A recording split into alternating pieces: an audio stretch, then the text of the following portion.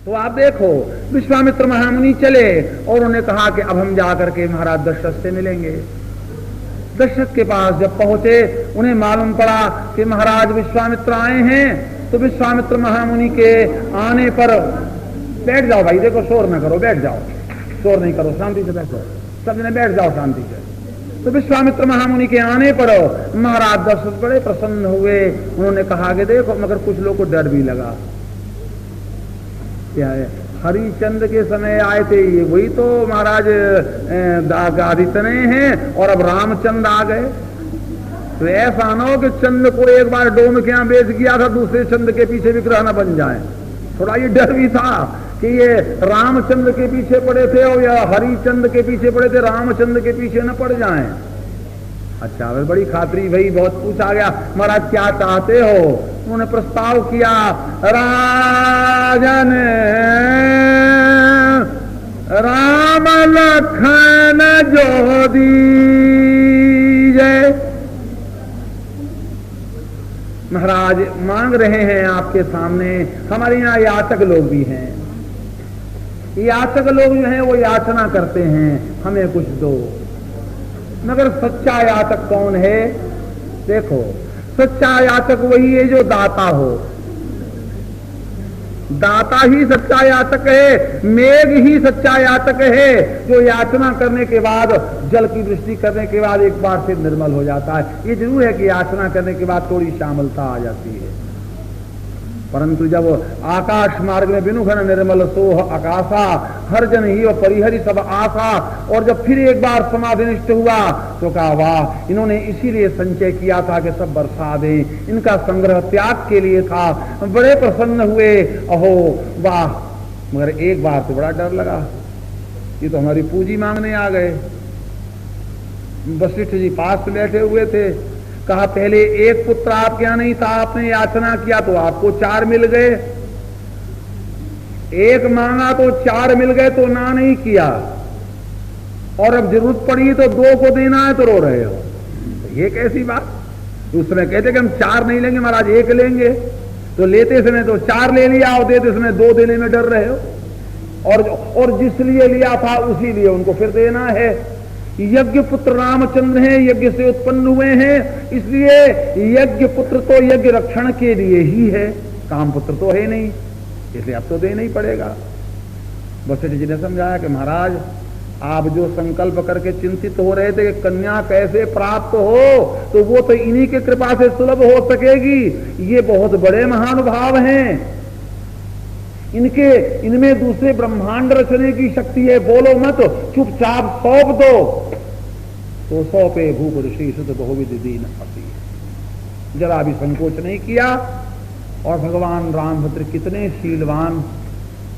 एक पत्र आया अंग्रेजी में, तो पिताजी नहीं पढ़ पाए, तो बेटे ने कहा कि पिताजी आप एमए नहीं हैं, आप नहीं पढ़ पाएंगे, मुझे दीजिए मैं पढ़ लूंगा।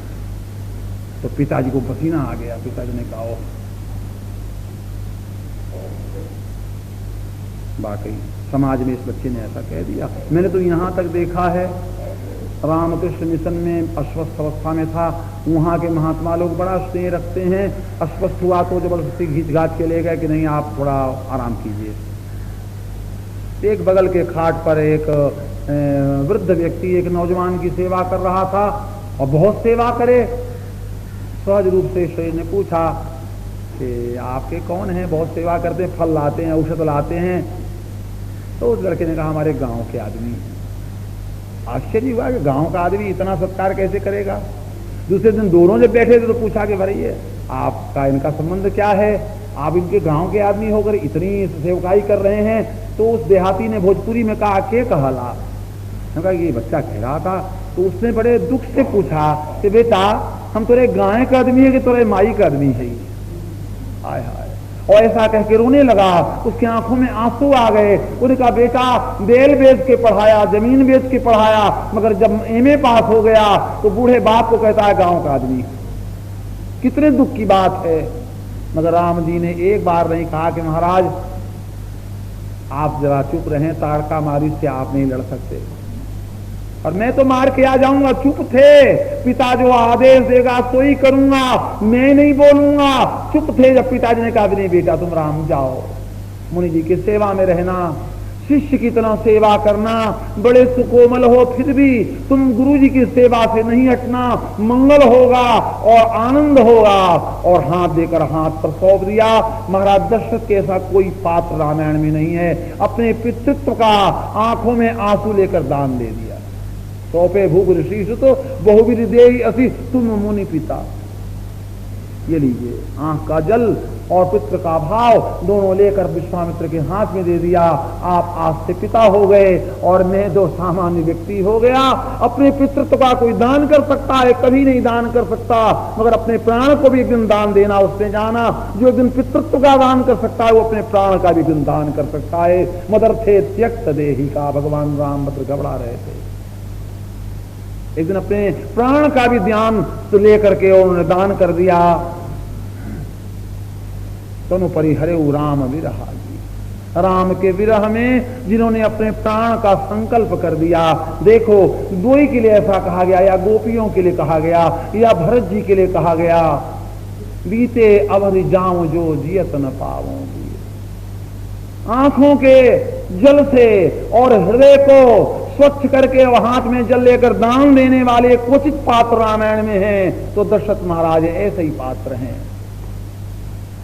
माता के पास गए तो जरा भी प्रदर्शन नहीं किया।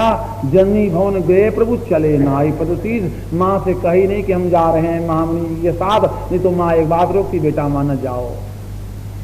बस माँ ने कहा बेटा आयुष्मान हो, तुम दीर्घ आयुष्य वाले हो और तुम्हारे मृद सामर्थ्य शक्ति हो। माँ ने दो चार आशीर्वाद दिए, प्रणाम किया, चरणों की धूल सिर पर रखा और भगवान चले। जब घर में थे तो बड़े सुकोमल थे, राजीव लोचन थे, और जब मुनि की रात चले तो कहते हैं पुरुष सिंह दो वीर। घर में रहो तो कमल की तरह कोमल रहो, मगर समाज में जाओ तो सिंह हो जाओ। ऐसी बात नहीं कि माँ बाप के सामने सिंह रहो और समाज में आओ तो सियार बन जाओ। जोर से लोग डांटे तो कमर नीचे हो, गर्दन नीचे हो जाए, ऐसी बात नहीं। माँ बाप के सामने तो कमल की तरह कोमल विनम्र और सुगंधि में और सौंदर्य में और विनम्र रहो, मगर समाज के सामने और समाज में भी उनके लिए जो विश्वामित्र जैसे महापुरुष हैं आज विश्वामित्र जी के साथ चल रहे हैं। विश्वामित्र को कहना पड़ा, प्रभु ब्रह्मण्य में देव में जाना, मोहिनी पिता तजेऊ भगवान। मैं समझ पाया मेरे लिए आपने अपने पिताजी का परित्याग कर दिया, कौन कर सकता है महाराज। मैं जाना, मैं नहीं जाना, वास्तव में आप कितने कृपा में हैं। और जिस समय भगवान राम पधारे थे मंडप में, विश्वामित्र ने देखा तो सारे व्यक्तियों की आंख उधर ही लग गई। राम तो चंद्र हो गए और सबके नेत्र चकोर हो गए। विश्वामित्र ने कहा इतने चकोरों को रुलाना है, राम को ले जाना, तो भगत क्या करूं, और लोगों को भी तो चकोर बनाना है, और यदि चंद्रमा के चकोर बन जाएं। गोस्वामी जी ने कहा मैं भी एक चकोर हूं, भूलना नहीं, क्योंकि चंद्रमा को अनेक चकोरों से सामना है, मगर मुझ चकोर को एक ही आप चंद्रमा से सामना है। तो आपके लिए लाख चकोर करोड़ चकोर अनंत चकोर हो सकते हैं, मगर मुझ चकोर के लिए तुम्हें एक ही चंद्रमा हो सकते हो, मेरे लिए कोई दूसरा चकोर चंद्रमा नहीं है। कहते हैं तुलसीदास जाचक रुचि जानी दान दीजे, रामचंद्र चंद्र तू चकोर मोई की।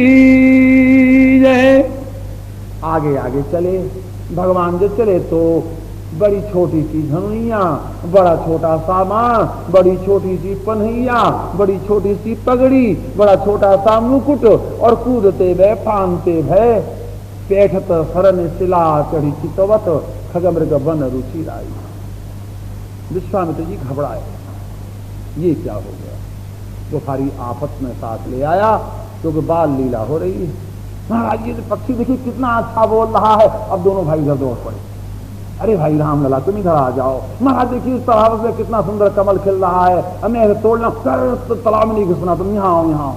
महाराज देखिए इसमें फल कितना रसीला लगा हुआ, मैं तोड़ रहा हूँ, बोले रस टपक रहा है इसमें, देखिए मधुकर भी इसके पीछे लगे। उन्होंने कहा बाप रे बाप, ताड़का मार, इसको क्या मारेंगे, तो मेरी जान के गाहक बन गए। अच्छा इनको ले आया, ये तो कहीं शिला पर चढ़ के कूद रहे हैं, कहीं उसमें बैठ रहे हैं, कहीं फल